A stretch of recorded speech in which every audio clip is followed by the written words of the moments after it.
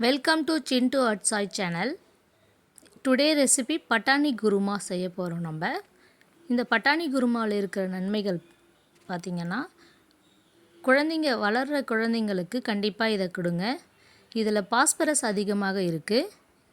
நம்ம சாப்பிட்ற வெண்டைக்காவோட இந்த பட்டாணி பச்சை பட்டாணியில் 3 மடங்கு இருக்குது பாஸ்பரஸ்.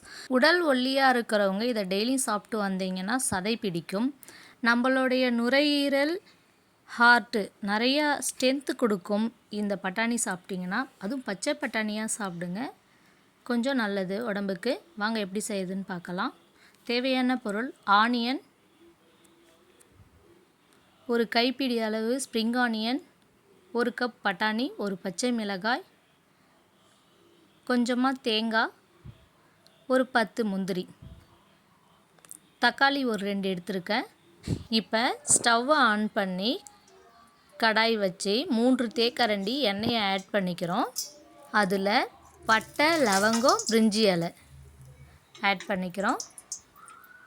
அது கொஞ்சம் நல்லா பொரிச்சதுக்கப்புறம் 3 வெங்காயம் எடுத்து கட் பண்ணி வச்சுருக்கேன், அதை நம்ம சேர்த்துடுறோம். சேர்த்து கொஞ்சம் ஸ்டவ்வை மீடியம் ஃப்ளேமில் வச்சு கொஞ்சம் நல்லா பொன்னிறமாக வறுத்து எடுத்துக்கிறோம் வெங்காயத்தை. கொஞ்சம் வெங்காயம் வதங்கிறதுல இருக்குது நம்மளுடைய பச்சை பட்டாணி குருமாவுடைய டேஸ்ட்டு.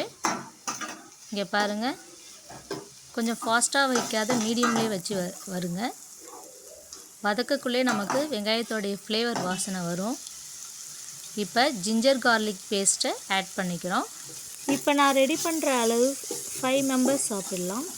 இதோடைய பச்சை வாசனை போகிற அளவுக்கு நம்ம வதக்கணும். இப்போ ஒரு கொத்து கறிவேப்பிலையை ஆட் பண்ணிக்கிறோம்.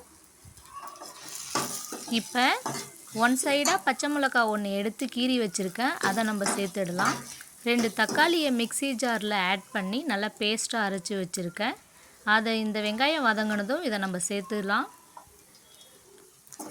இப்போ இது எல்லாத்தையும் நம்ம நல்லா வதக்கி எடுத்துக்கலாம். தக்காளியோடைய பச்சை வாசனை எல்லாமே போகிற அளவுக்கு வதக்கிக்கலாம். 1 ஸ்பூன் மஞ்சள் தூள் இப்போ சேர்த்துக்கலாம். சேர்த்து கொஞ்சம் நல்லா வதக்கி விடுங்க. கொஞ்சம் நல்லா வதங்கிடுச்சு பாருங்கள். இப்போ 1 spoon Kashmir chilli powder add பண்ணிக்கிறோம். இதை ஆட் பண்ணிவிட்டு நம்ம உடனே பட்டாணி 1 கப் எடுத்து வச்சுருக்கோம், அதை நல்லா வாஷ் பண்ணிவிட்டு இதில் சேர்த்துடலாம். சேர்த்துட்டு நல்லா மிக்ஸ் பண்ணுங்கள்.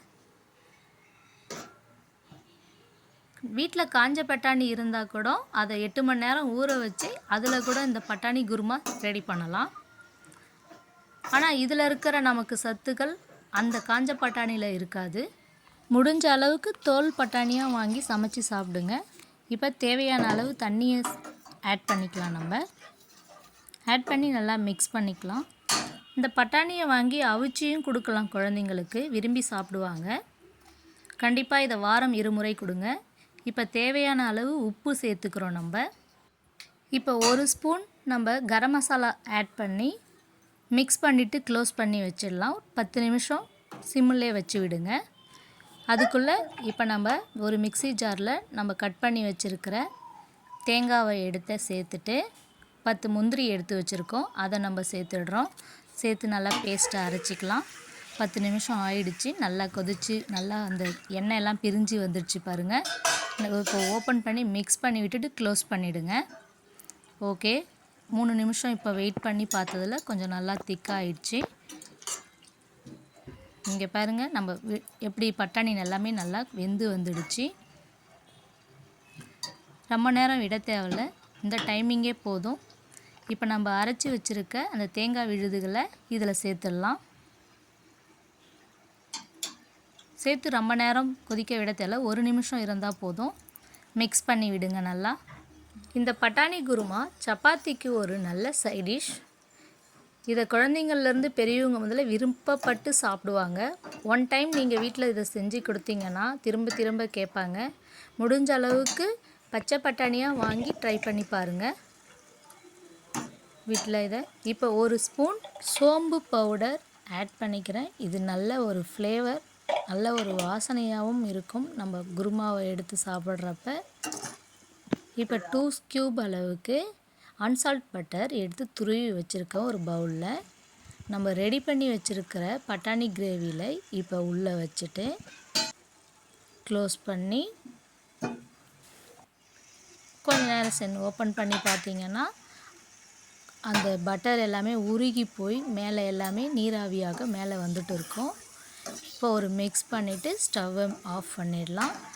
அவ்வளோதாங்க, நம்ம சுவையான பட்டாணி குருமா ரெடி.